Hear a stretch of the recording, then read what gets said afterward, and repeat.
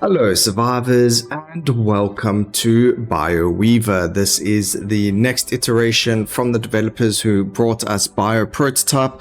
Now I don't know about you guys, but I definitely played Bioprototype. It was similar to the Potato type of games where you had your enemy, your character, and you killed waves of enemies by making a certain prototype of a gene monster. So this game's kind of like that. You still got to make your own little monster that has the different genes and body parts and things like that, but they've turned it into more of a bullet hell, roguelike. I mean, I guess it still was a roguelike, but they've turned it into more of a bullet hell without the waves. It's not time-based, which I love so much. So here is the typical Bioprototype, Bioweaver type of thing. So we've got the brain, we've then got the spines like we used to have. Everything that was previously in Bioprototype is here, so you can create your character through this. As you can see, I've got 3 brains unlocked already. We've got a spine with a limb of a zombie, then it goes to a nerve of the wolf into a limb of the giant and a zombie. So when I hit enemies with the limb of the zombie, it's going to then activate another one as well as the limb of the giant.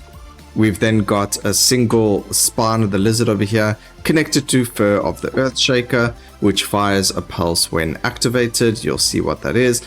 And then we got another one with another fur of the Earthshaker attached to the intestines, which will then have a chance to spread the effects of the right side organ, which is this over here, to the ground when the left side organ hits an enemy. So the way that the spine works is it will always activate the right side organ, and then when this hits or kills an enemy, the intestines will activate the belly of the cat, which is a damage over time. We deal damage over time to the target. Now what this does is it actually makes it so the damage over the time is a ground effect. So that's really cool. And then it has this mutation: when a projectile passes through the debuffed area, hitting an enemy also inflicts the debuff.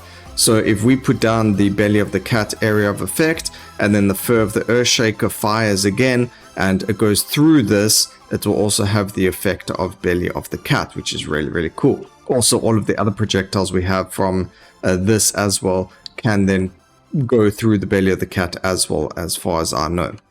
So that's what you knew from Bioprototype. You used to be able to create your character like this, and then that was that. We now get new things as well. We've got this over here, which is your gene pool. I don't believe Bioprototype had this, or maybe I stopped playing when they introduced it, whatever the case may be. But as you can see, we've got, how many slots we have open. So we could add this. As you can see at the top there, it's got 2 lights on it, or 2 lines. That means it's going to use up 2 of the 10 slots we have. So if we move it there, it goes to 8 out of 10. I don't actually need that. Actually, we can put that on there now because it also gets applied to damage over time as instead. So no, we don't actually want that. And then if you want, you can increase the amount. So with 14 of these genes, you can get it, or you can create more genes for 2 cost or 3 cost or 1 cost. You pay a certain amount of them. So I'm going to wait for 135 before we go and do that. And then I don't know if I was lucky to get this, but they actually introduced a special ability, dash. So gene of the grand gene of the locust is a dash, which is really cool. And then I picked this up recently, which is you freeze nearby enemies for 1 second, but you're only allowed to have 1 at a time. So we're not going to use it. It doesn't allow us to use both of them. So I like to have a dash. We've then got small gene of the craftsman. There's a chance to replicate organs dropped. And then we've also got organs dropped to have a chance to be duplicated. So we can replicate them and we can duplicate them. And then, if you wanted, you can actually fill this up with a whole lot more of them. There are only 1 cost. So actually, let's go. We'll use a 1 cost thing just to show you what happens. And there we go. We got plus 60% to defense. This defense will be converted into damage reduction rate. I don't think we had one of those, so that's actually a really nice one. Plus 60% looks like it was a high roll as well, because there are different rolls on each thing. So this one's 1 out of 2%. This one is 9% increased max health. And since we got the slots, we might as well use it. I think we're actually going to just do another one. Why not? And we actually got 14% increased defense as well.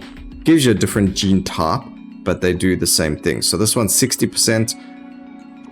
Sorry, this is plus 60 flat, 2 defense, and then this one is a percentage. So we actually get quite a lot of defense over there from these. It actually does show you your stats over here. So if we remove that, it goes to 60, so we actually get 8%, and then this is a flat 60 defense, so that means we're going to take less damage.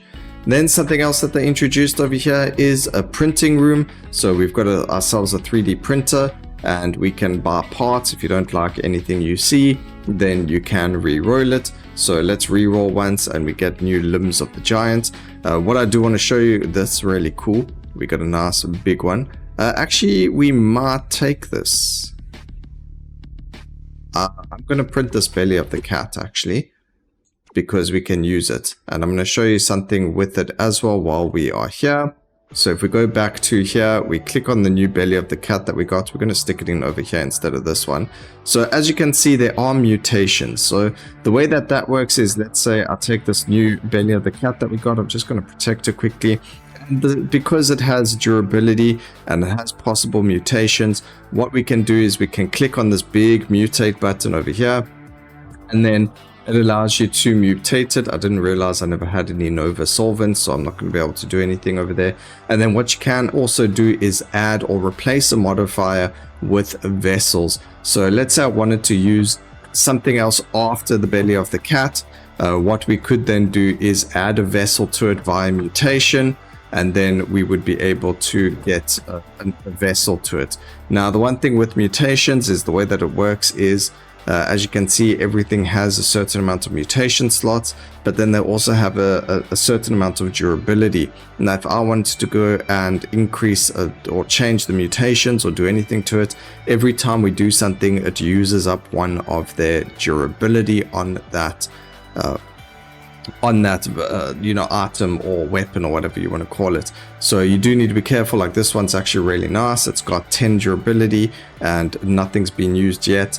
And then you can see like this one over here, 12 durability, and so on and so forth. So it is something you do have to keep your eyes out on. This one, 10 durability. We haven't used any mutations on it yet. So we're going to let's go into the game, and we can go and unlock some of that solvent, so we can go and get some nice juicy stuff going on over here. Over here, I don't actually know what some of the stuff is. We haven't unlocked everything. I'm going to go and do this Canteen Zone 1 because I want to get that orb. I don't have one yet. And then there's also like a weird little thing to read over here. A batch of prototypes have received residual organs, received weighing 113 kgs, 48 barrels of issued from the warehouse, 60 boxes of sausages, 1,200 cans. It's just a little list. Not really interested. And then you get 2 options or 2 parts to go into. The one will give you the 3D printer stuff, and then this one over here you can see is like a control zone type of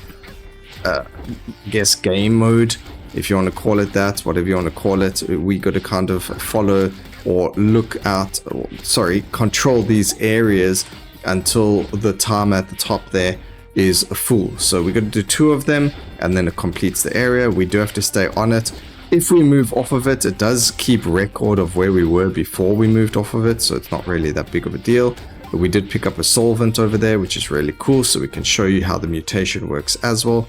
And then once you completed it, you get your reward, which was an intestines for us. And then over here you can see there's stairs with a 1 of 3, and that means we have to do 3 levels for us to complete the stage.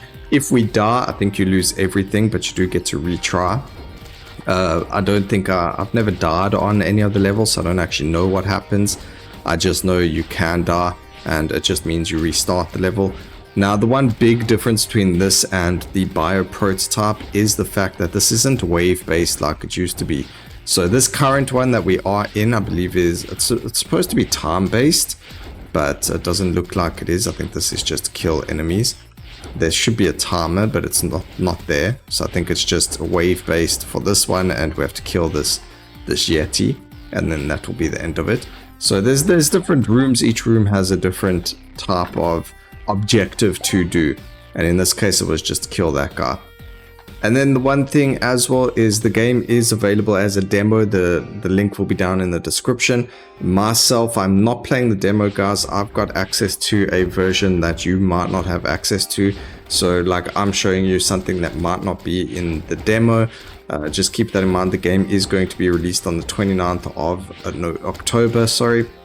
So you will be able to play the early access release of the game very soon. It's about 6 days time if you are watching this on the day I'll put out the video. Otherwise, you know, if you're watching this afterwards, the game is out 29th of October. If it's past there, just drop down onto the link in the description and you'll be able to play the game, or buy it at least.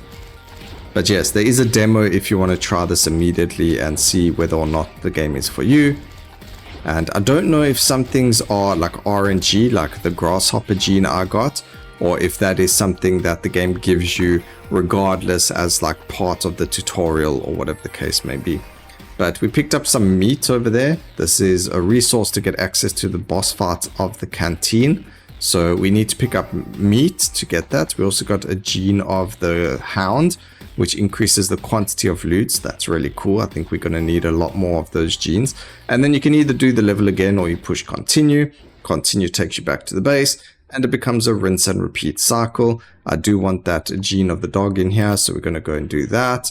That's perfect. And then we did get more of that gene stuff, so I can show you what happens. So we've got we can mutate some stuff over here. We picked up some Nova Solvent. So belly of the cat, the replica. We click on the mutate button and a really cool animation shows. We increased the debuff effect. So now it deals more damage, I guess, or it debuffs enemies for more, but it reduced its duration. That's not really that bad. We then got one more mutation slot, so we click it again and it increased the increased the duration, but the debuff has a 30% reduced effect. So we increased the effect by 60% and then we got a negative 30%. There are things that you can do as well. So one, it does tell you the list of mods that you can get on the item, which is really, really cool. There's a chance to spread after death of affected areas and it increases the capacity cost. Things like that. There are other ones to re-roll the value of the modifiers, to upgrade the modifiers, re-roll non-top tier modifiers. These must be like top tier modifiers, I guess. And then you can also remove a random modifier, replace a modifier with vessels. We spoke about that. And then you also get different solvents, which give you full all modifier slots with T1 modifiers and things like that. I do want to try and get one of those. That would be really, really cool. But let's see, is this one better? The damage is 2, where this one's damage is 5. And then the duration of this is 5 seconds, but this one's interval is higher and the duration is 5 seconds as opposed to 5.64. So we'll equip this one instead now, and happy days over there. And then we just got to try and figure out, or we need to mutate this or another one that we got to add a vessel, which we can do. This one had no durability, so we're going to try and look for a fur of the Earthshaker. The Earthshaker, I believe, is the boss of the first level. And in order to fight him, let's just go back. So we click on this. As you can see, to fight him, we need 4 of the special loot. We actually do have it. So let's go and fight him. And we'll show you the boss fight. It's quite an interesting one. So this is him over there. The Earthshaker, he is going to drop his stuff for us. Hopefully we can do it. I'll show you what happens if you do die. It's literally, you just got to restart the fight over. You don't lose anything.